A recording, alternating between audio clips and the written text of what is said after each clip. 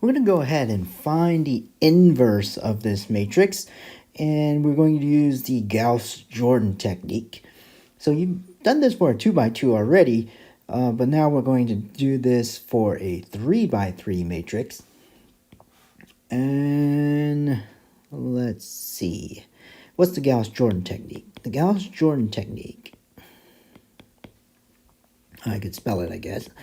Gauss-Jordan technique involves augmenting your coefficient matrix with the identity, and then performing elementary row operations to see if there is in fact an inverse. So what do I mean by that? You want to take your matrix A, augment it with the identity. In this case, it's I sub 3. And what does that look like? It would look more like a 3x6 matrix.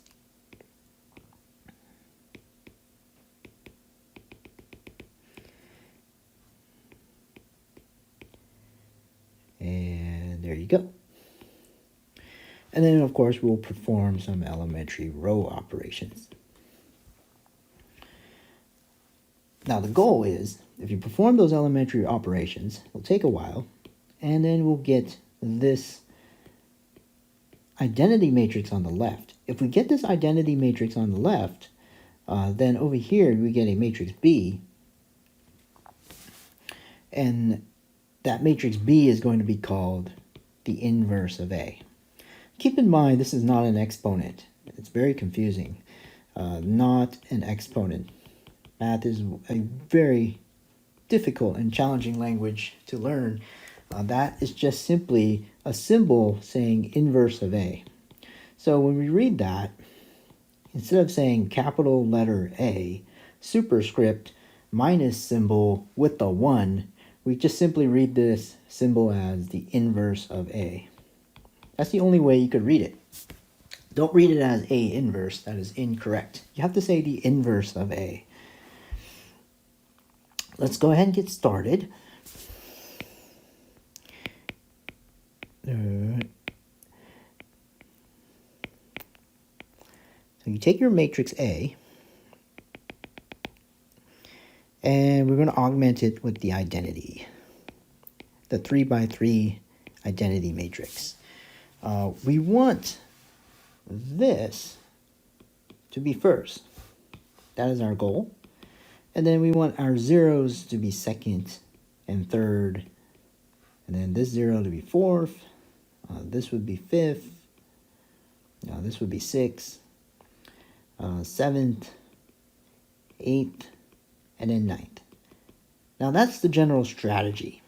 This doesn't always follow like it should. So sometimes, your fourth and fifth could be reversed, or your 7 and 8 could be reversed, or your 9th and 8th position could be reversed in the procedure. Every single one of you will have a different procedure, but yet the inverse matrix is unique.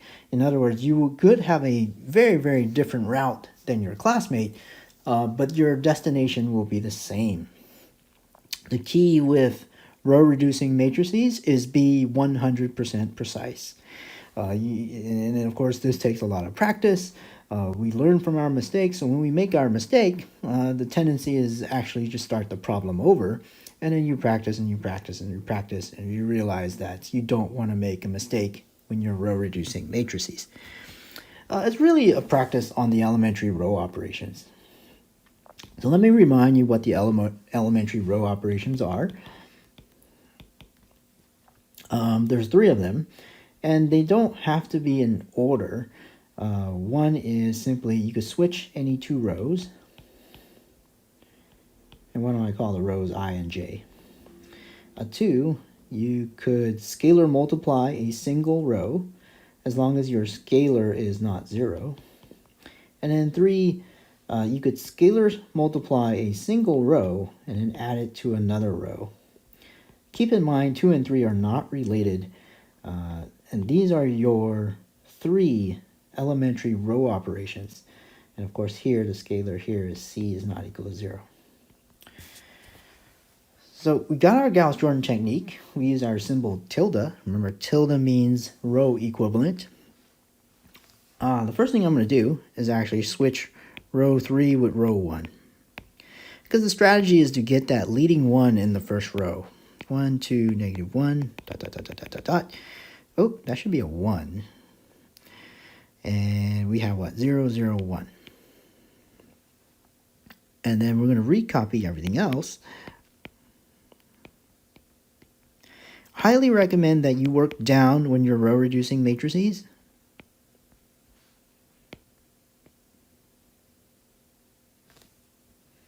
Make sure you're working down when you're working with matrices. All your columns should line up. So notice the first column lines up with the first column of the second matrix. The second column of the first matrix lines up with the second column of the second matrix, and so on and so forth. Be very, very neat with this. There we go. All right. Now I'm going to do row 1 added to row 2.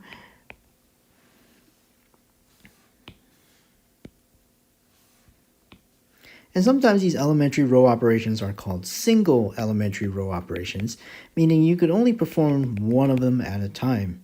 Row 1 doesn't change, and remember, row 2 does change in this elementary row operation. Row 2 changes because we purposely want that 0 right there. We get 3, negative 1, 0,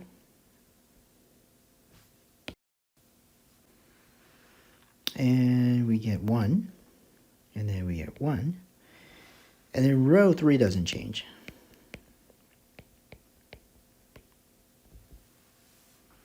Let's perform another single elementary row operations. 2 times row 1 added to row 2.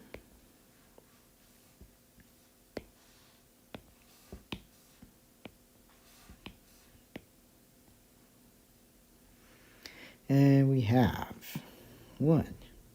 Row 1 doesn't change, so I'm just going to recopy it.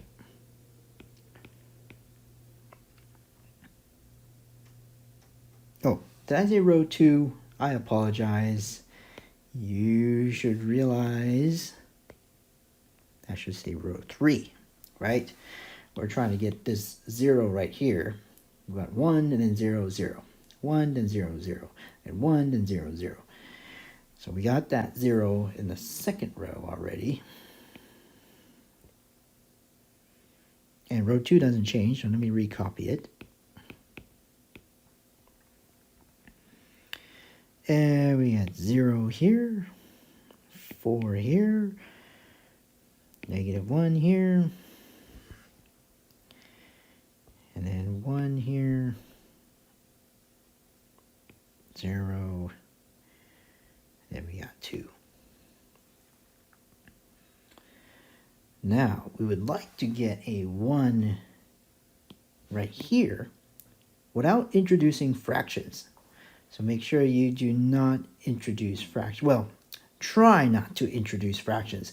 So you don't want to do 1/3 times row 2 here. That would not be very good. Instead, why don't we try negative row 2 added to row 3. So here I'm going to take a detour because the only rules you have is elementary row operations. I'm sorry, I meant to say, oh, I did say negative row 2. So do negative 1 times row 2.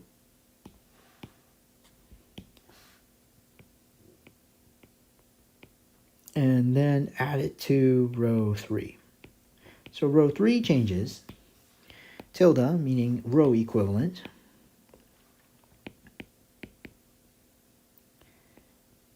Row 2 doesn't change. Row 1 didn't change.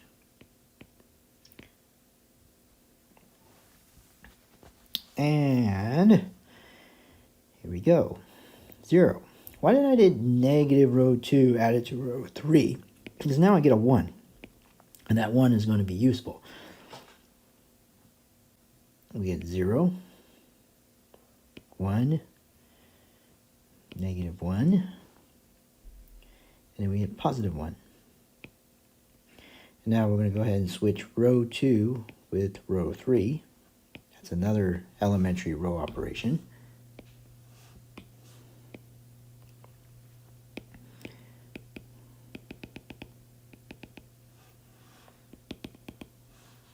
So row 1 doesn't change. Row 2 and row 3 do. That changes.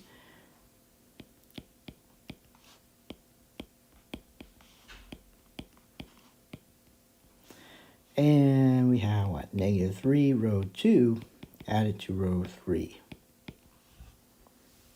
And we keep going.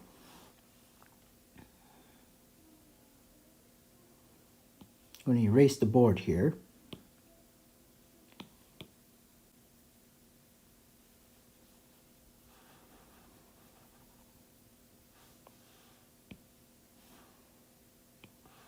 Bring this row equivalent up here.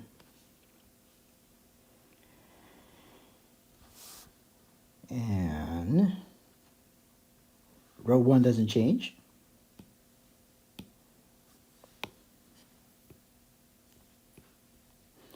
Row 1 doesn't change, so we simply recopy it. Row 2 doesn't change either. Simply recopy it. And then row 3 does change. 0, 0. And then we have -1, -3, 4. And then we have -3 plus 1. -3 plus 1 is -2.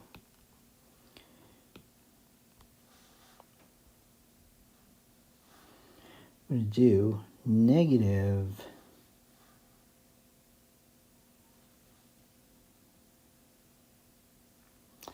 I'm actually going to move some of this work here.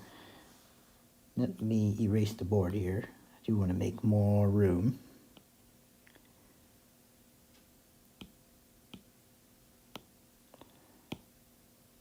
So I'm going to erase it.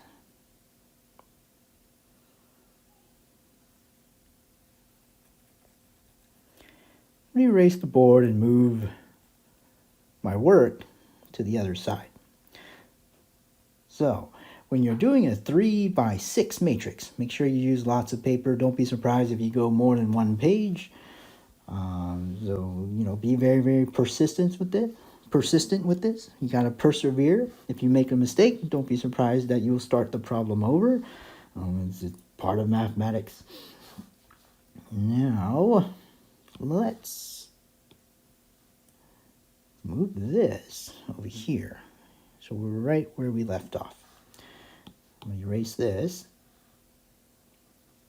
Now I have room to document my row operations.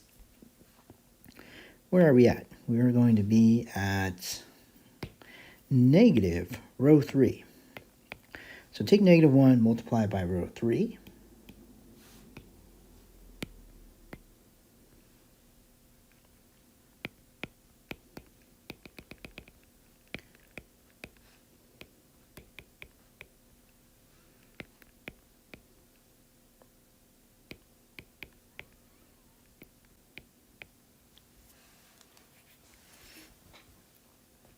And we're getting there.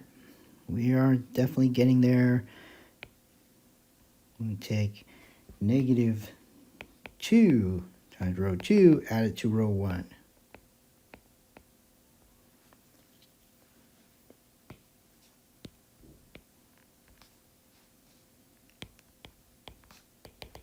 Notice I'm recopying row 3 because it doesn't change. Row 2 doesn't change. I'm going to recopy that as well. And then row 1 does change. We're storing into row 1. So 1 here. Oh, that's bizarre. I decided, for some reason, my brain decided to make this to be a 0 first. So notice, I don't know why I did that, but I switched the 9th and 8th positions. So my brain registered to get this to be a 0, and that's what I'm doing right now. So that's what I was saying. This general strategy, it's not followed exactly for every single person. The thing that you do have is elementary row operations, so that causes a different journey for every single individual. Our destination should be, well, if it's invertible or if it's non-singular, there will be a unique inverse of A. Let's get back to row 1. -2 row 2. -2 row 2. Well, -2 times 0, and then add to -1. So you're at -1. -2 add 0, you're at -2. 2 add 0, you're at 2. -2 add 1, you're at -1. And finally, let's take negative row 1.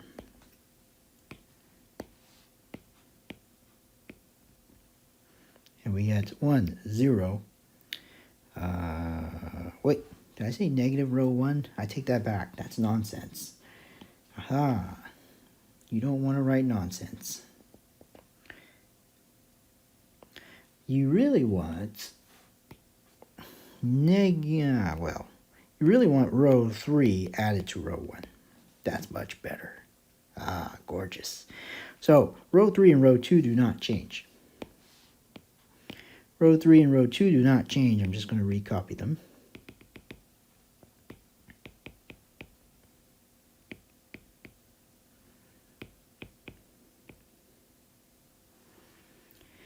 And then we're going to store in row 1. So 1, 0, 0. Ooh, we're getting good here. We get a 1. -4 plus 2. -4 plus 2 is -2. And then 2 plus -1 is 1. And we're looking good. Notice we do get the identity on the left side of the augmented matrix. We get a 3 by 3 identity. So there's our matrix B, but instead of calling it B, we're going to call it the inverse of A. So the inverse of A is 1, -2, 1, 1, -1, 1, and 3, -4, 2. And there's also vocabulary words to go with the matrix A. Now, you could say A is non-singular, or you could say A is invertible. And that will probably make a little bit more sense to you when you say A is invertible. It's very close to this fake word that I'm about to put in a bubble because it's fake. I don't know why we spell it with a T. It should be spelled with an S. And that would make so much more sense. Since this word is fake, I'm not going to say it out loud. You're going to have to read it off the board. Just to be clear on vocabulary here, I'm going to go ahead and write out the definitions here. So there's 2 definitions here. If A is n by n and the inverse of A exists, comma, then our new vocabulary word for A is, then we say the matrix A is non-singular. To save time, I'm just going to write a synonym here. Another way of saying non-singular is use the word invertible. And the way you remember the word invertible is by the fake word that I wrote right here. So instead of seeing a T, maybe you could remember the S. I do not know why for I don't know now, hundreds and hundreds of years, this is the word that's used for matrices. But you could have used this word. But it's adopted to say invertible. So be persistent when you're row reducing matrices. You are going to fall flat on your face when you do make a mistake. because it's very, very hard to catch your own mistakes. It's sometimes better to just start the problem over.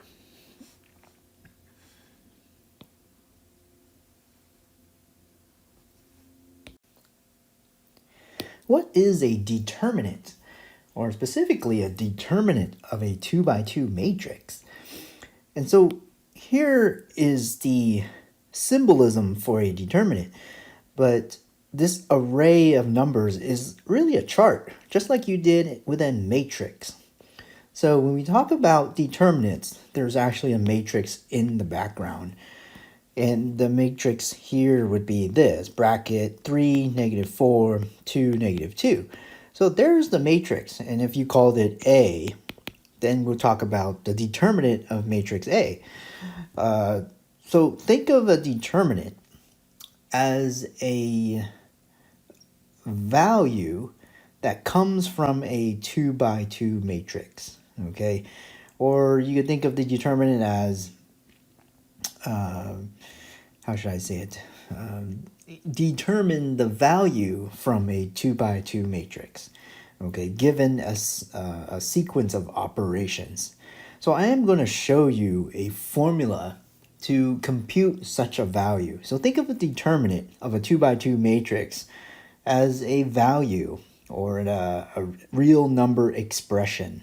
Okay, let's kind of get to the formula here. So it starts off with a matrix. There's actually a matrix in the background. Let's say you're given A equals bracket A, B, C, D. Remember, use bracket notation for matrices and use vertical bar notation for determinants. Given A to be that matrix, then the determinant of A is symbolized by vertical bar, A, B, C, D, vertical bar, is equal to simply A times D subtract B times C. And there is a reasoning, or there are reasons and theories behind this formula, but I cannot disclose those in this course. The mathematical reasoning and the theory behind this has to do with a topic called permutations, and that is actually way beyond the scope of this course. Where would you study permutations and the evaluation of matrices, or the evaluation of square matrices, in a subject called linear algebra? It's actually one of the courses that I love to teach, linear algebra and differential equations. But for now, for the sake of getting a computation done, you're given the formula and you're going to be asked to trust this formula. We'll use determinants to actually solve systems of linear equations very, very soon. Okay, so you'll see it in action as well. Another reason to actually study determinants is to study physics. Physics have applications that require two-dimensional vectors or three-dimensional vectors that relate to topics like torque. So if you worked on cars, you may have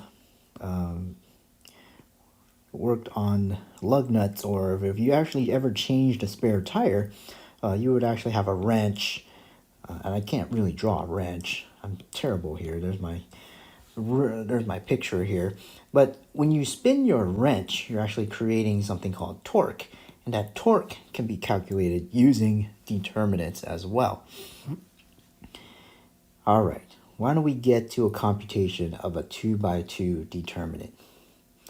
2 by 2 meaning 2 rows and 2 columns. Let's erase my horrible picture of a wrench. All right, using the formula, let's do part A. One way to remember this is it's sort of like this weird scheme of going like a fish, going like this. Oh, I said like a fish. Ooh, like that, right?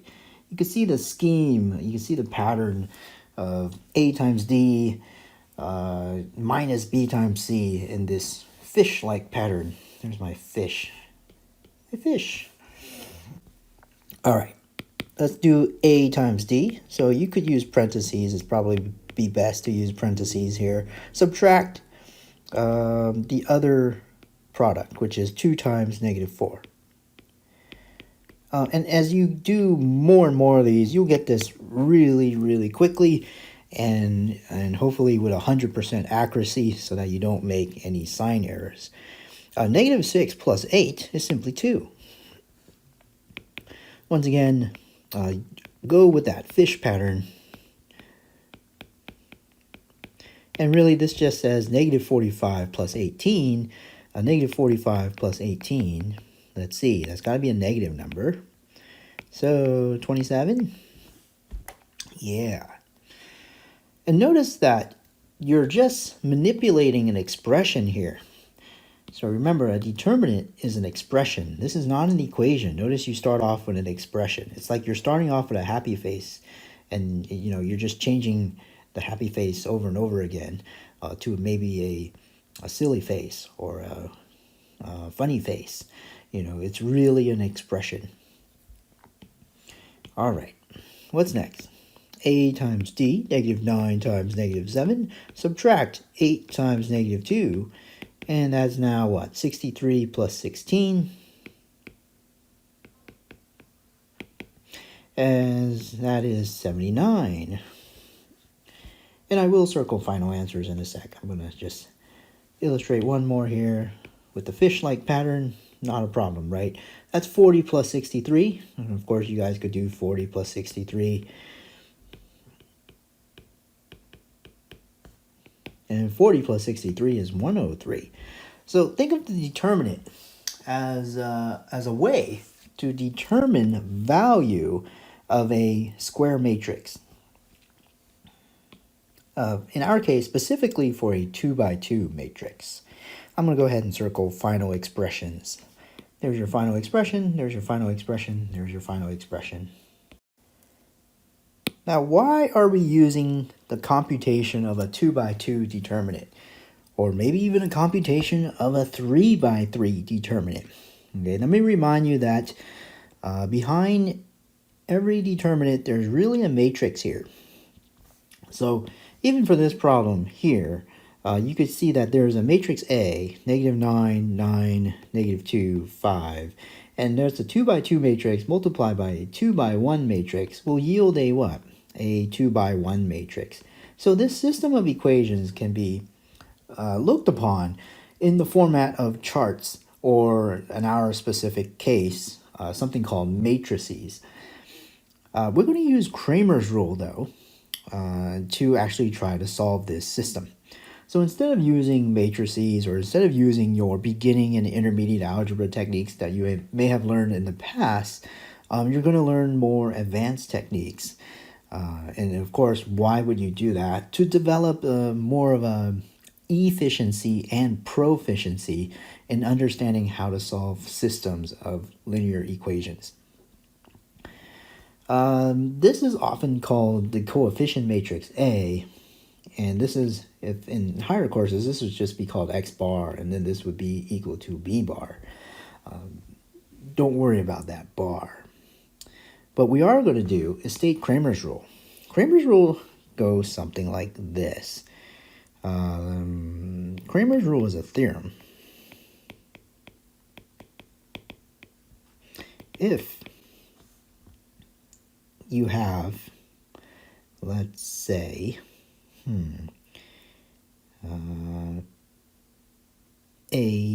ax plus by is equal to, let's use g sub 1. And you have what? Cx plus dy is equal to g sub 2. And if, keyword is and, you need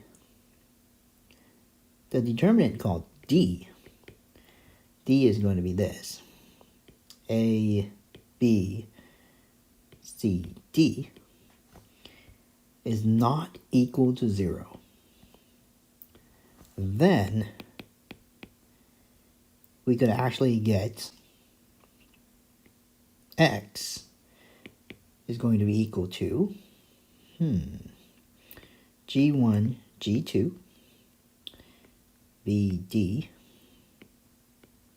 determinant of that array, over D. But what's D? D is A, B, C, D, a determinant of that array.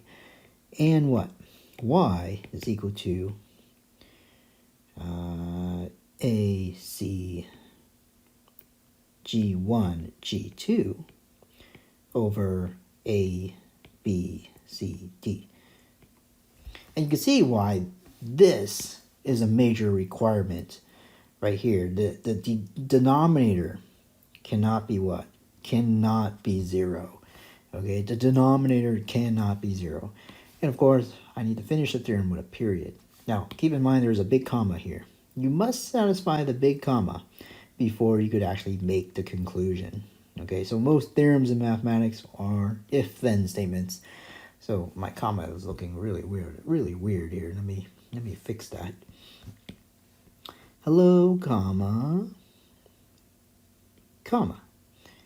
All right. Why don't we see if Cramer's rule works for this system here. Let's check matrix D. Let's check matrix D. What is matrix D? D is going to be -9, the array -9, 9, -2, 5 with vertical bars. And we want to evaluate this expression. Well, that's -45 plus 18. Yeah, which is equal to what? -27. Now, what's so special about -27? It's not equal to 0. Okay, that's a really key step.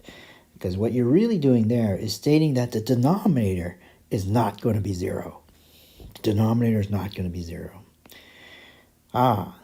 What does this mean? Therefore, Cramer's rule applies.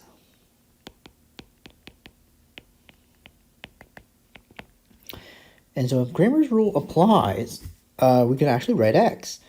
X is simply going to be 8, -7, and 9, 5, and then over D. And we already know D is non-zero, so that's really key. 45 plus 63. What's 45? I mean, not 45. What's 40 plus 63? 40 plus 63 is 103. Divided by what? -27.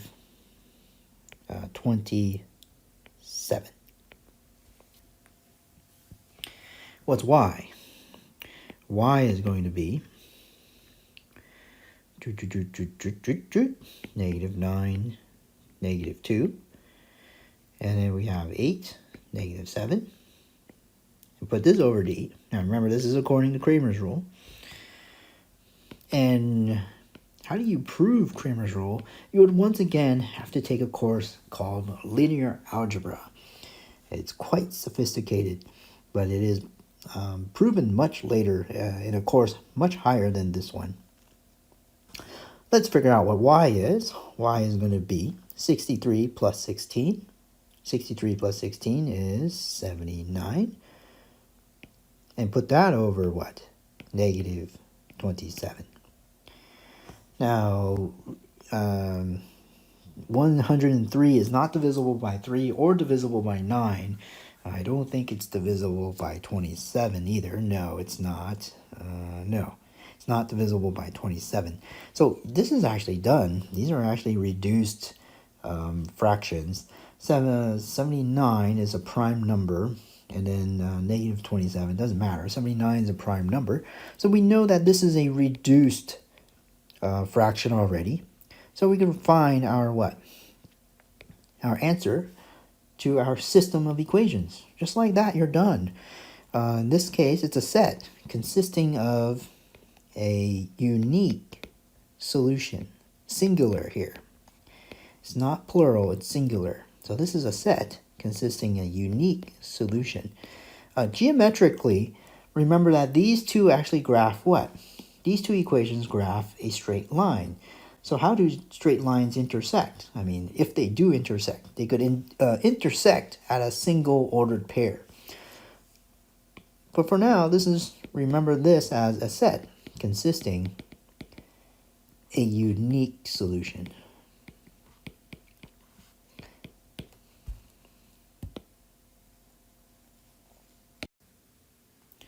So you may have evaluated a 2x2 determinant now, and a 2x2 determinant has a relatively simple formula. Unfortunately, a 3x3 determinant, or a determinant of a 3x3 matrix, is a little bit more complicated.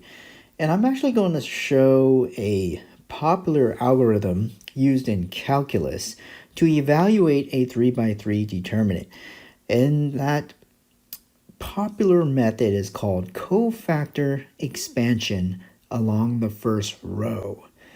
It's called cofactor expansion along the first row. I'm going to illustrate a few examples here. I'm going to probably do a couple of examples, and then I'll ask you to pause the video and you try to do the last two examples, C and D. And let's get started. So this algorithm, or this method of evaluating a 3x3 determinant, has to do with cofactor expanding along the first row. So I recommend with your pencil, lightly circle the first row. And we're going to remember how to manipulate this expression in this form. So why do I highlight the numbers in the first row?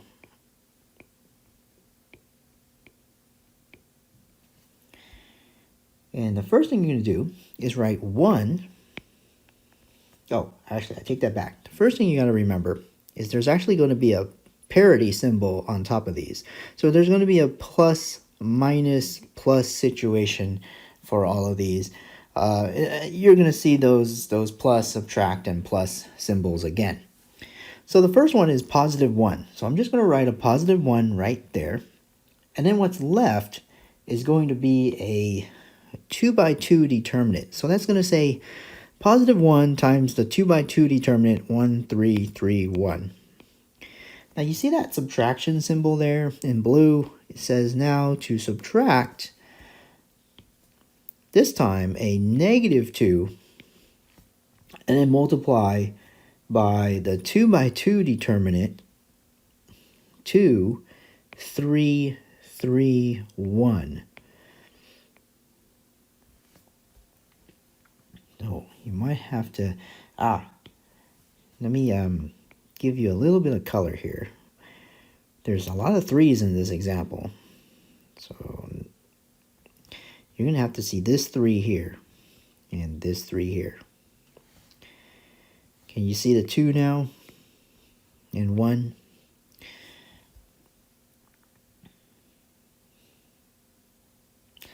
And I'm going to have to reverse that now. Hopefully you got a chance to see that. You might have to pause the video and see that. I'm going to reverse everything because I can't leave the colors on. So I'm going to reverse it until I get the colors off. And if you're lost with the first 2x2 determinant, let me go back and give you a hint. Why don't I use this color? This one here, this 1 here, this 3 here, and this 3 here is matching with what? This 1 here, this 3 here, this 3 here, and this 1 here. If you need to, pause the video and make sure you understand what's going on. Now I have to reverse my steps. I'm going to take the color off.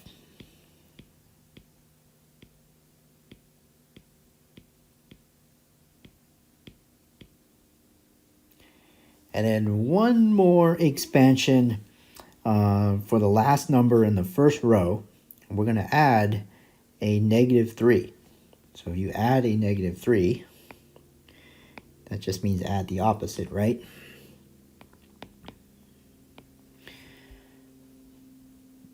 And then what's left? What's the determinant that's left?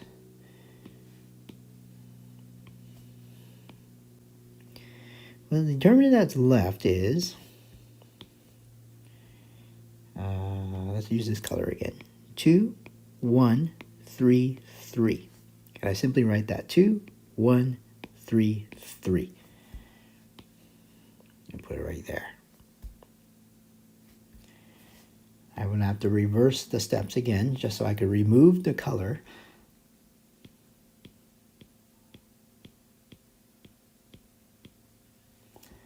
Now I'm going to write 2, 1, 3, 3.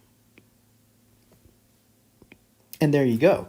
So if you cofactor along the first row, and remember that the first row has these parity signs, positive, subtract, and positive, or positive, negative, and then positive. We end up putting those parity signs here. Positive here, negative here, positive here. In fact, the first one is positive. That second parity became subtraction. And that third parity became addition. So just remember plus, minus, plus, plus, minus, plus. And then you got to remember to put the, what we call our cofactors here. Oh, wait, those are not cofactors. Those are coefficients, excuse me. Remember to put your coefficients here. 1, -2, and then -3. Now it's not too bad. It's not too hard to expand from here. If you want to clean this up a little bit, you certainly can. You might want to write 1, 3, 3, 1, plus a 2 here, 2, 1, 3, 3. Subtract a 3 times what? A 2, 3, 1, 3. And of course, evaluate this. 1 minus 9 is -8, plus 2 times 2 minus 9. 2 minus 9 is what? -7. And then minus 3, 6 minus 3. 6 minus 3 is 3. And of course, this just, you're just evaluating the expression. -8 subtract 14, -22, -22 subtract 9, -31. So your expression in A got manipulated to be -31. I know this sounds a little bit weird. It takes some time to get used to. Why don't we try to do example B? Let's look at the expression in example B. And we're once again going to do cofactor expansion. I think I barely have enough room here to split my page here. I'm going to split my page here and tell you that I'm working on example B. Why don't I use a similar color scheme? Why don't I first use green? Why don't I split my page using green? Split my page here. Start example B right there. First thing I'm going to do is I'm going to highlight the first row so that you could have a better view of it. Once again, along the first row, there are parity symbols. It's going to be plus, whoop. Let's try that again. Plus, then positive, I should say. Positive, negative, then positive. Expand along the first row. So take your pencil, lightly circle the first row. And now we're ready to evaluate. So remember, I'm looking at example B.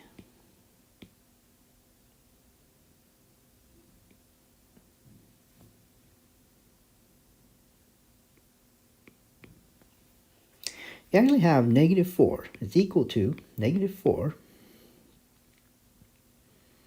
And then what determinant is left? I'll try to highlight this for you.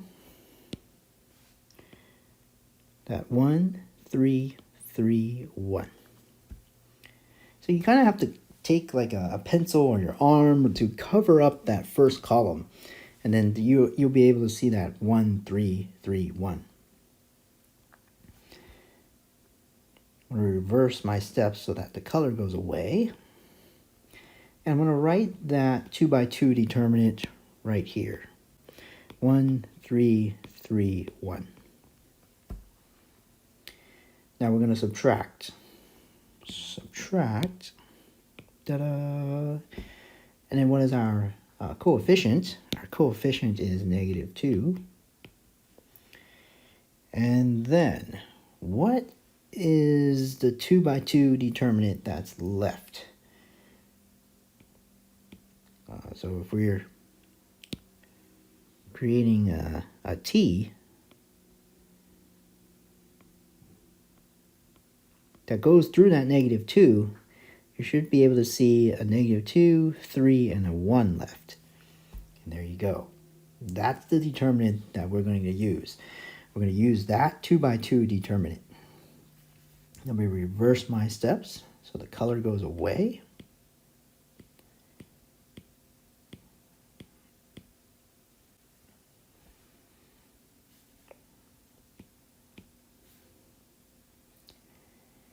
And let's see here.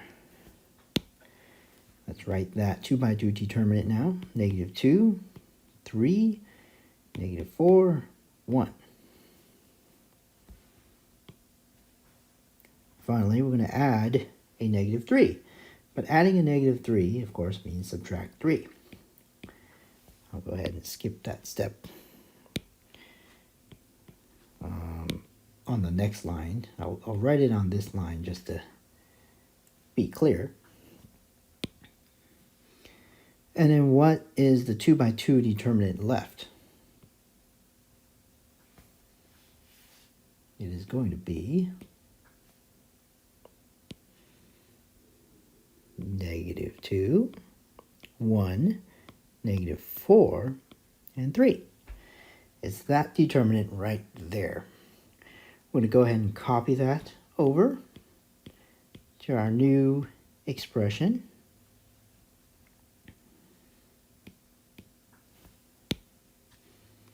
-2, 1, -4, 3, boom. And the rest is just simply computing determinants of 2 by 2 matrices, or 2 by 2 determinants. Let's see what this is. Certainly could clean this up a little bit. -4, 1, 3, 3, 1 determinant, plus the 2 determinant, -2, 3, -4, 1, minus the 3 times the determinant, -2, 1, -4, 3. Now, the order of operations here says to do the determinant first. So we'll just leave that as a factor. Think of the determinant as parentheses here. How do you know to do the determinant first? You're supposed to see something like that. -4 times AD minus BC. So you want to do inside the parentheses first. So you got to do the determinant first. And we got 1 minus 9, which is -8. Plus a 2, do the determinant first. So -2 plus 12 is 10. And then minus 3. And what do we have here? A -6 plus 4 is -2. And what do we have left? 32 plus a 20, and then plus a 6.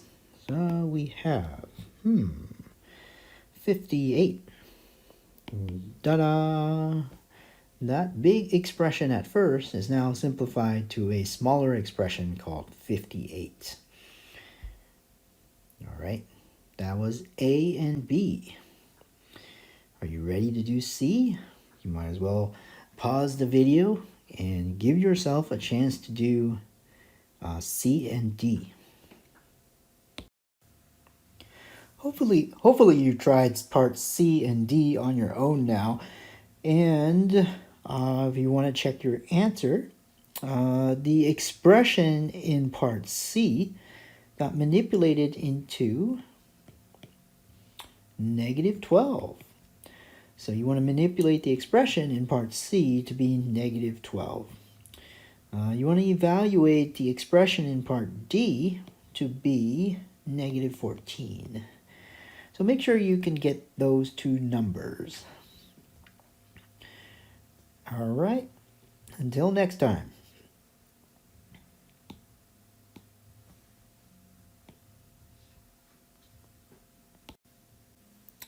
Use Cramer's rule and the calculator provided to find the value of z that satisfies the system of linear equations.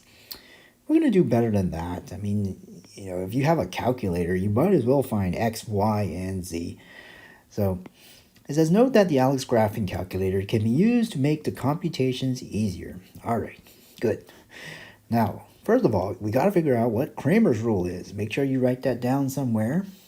It is a theorem.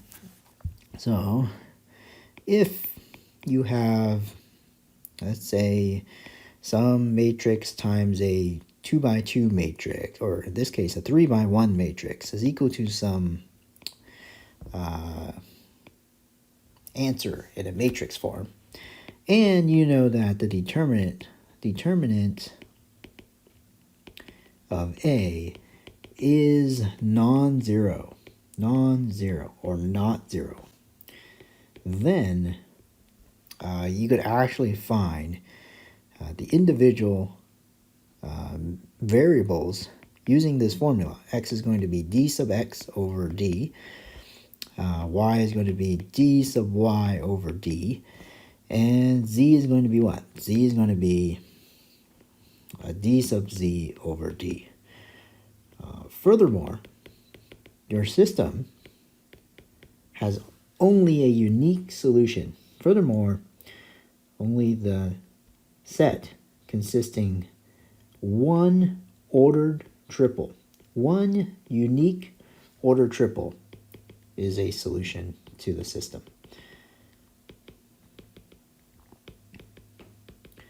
So since you have a calculator here, I'm not going to perform the tedious computations of all these 3 by 3 determinants. Instead, I'm just going to set things up for you. What is D? D is actually what we call the determinant of A. So let's remember there is a matrix A here. I could write it way up here. There's a 1, -2, -3, a 2, 1, 3, and then 3, 3, 1. That is actually what we call matrix A. So we're going to call determinant of matrix A to be a real number. And we want that real number to be not 0. So the idea here is we want to make sure D is not 0. Let's check that. What is determinant D? Determinant D is equal to vertical line 1, -2, -3, 2, 1, 3, 3, 3, 1. And if you need to, you can view the previous example to figure out how to evaluate this. Okay, it turns out this is equal to -31. But what's so special about -31? You want to emphasize that it is not 0. Okay, therefore, Cramer's rule applies. So the first thing in Cramer's rule says you have to check the determinant A is non-zero. You have to have everything up to the big comma. Okay, you got to check all this stuff right here. Really, you just got to check that the determinant of that 3 by 3 matrix is non-zero. If Cramer's rule applies, well, then we could find x. What is x? Let's write x. X is going to be a determinant over a denominator, which is another determinant. So I'm going to write what x is. Let me see. If I write a certain size, I could fit everything in. So how do you get the determinant that will help you get x? So you take this last column here, this -4, -2, -4 column, and move it over here. Move it to the first column. And that is what we're going to call d sub x. Take this -4, -2, -4, and move it to the first column. Replace those coefficients, and that will be d sub x. Let's write that out. -4. And then we got what? -2, 1, 3, 3, 3, 1. And then put that over d. But what's d? Well, you guys could simplify that. Let's do y. What would y would be? What would y, the computation of y, be? The numerator is a determinant.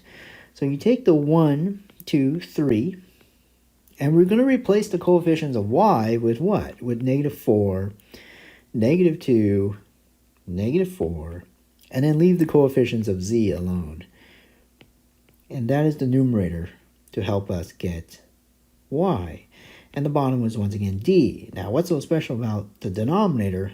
The denominator is not 0. Okay, we have to make sure we divide by a non-zero number. So do you know the pattern for z? Of course you do. With practice, right? Practice writing, practice doing mathematics, practicing writing patterns, practice writing instructions, all those things. Okay, you're learning the language simply by writing a lot.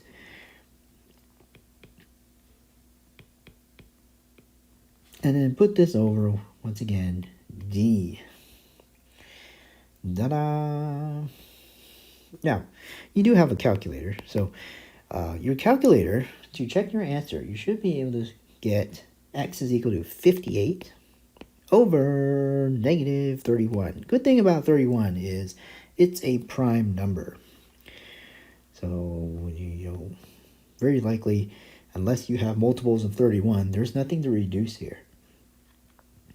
Y is equal to the numerator. If you check with your calculator, it's -12 over -31. And of course, that's just 12 over 31. What's z? Z is going to be, the numerator is -14 over, oh, of course, -31. So that's simply 14 over 31. Once again, not only does Kramer's rule applies, it even tells you that this is going to be a set consisting a unique solution, singular. There's only one solution here. And that one solution is one ordered triple. Yes, you are in 3 dimensions. You're not even drawing 3 dimensions, and you're in 3 dimensions. Ooh, yeah. And there you go. That's a quick version of how to use Kramer's rule for a 3x3 system of linear equations. Ta-da!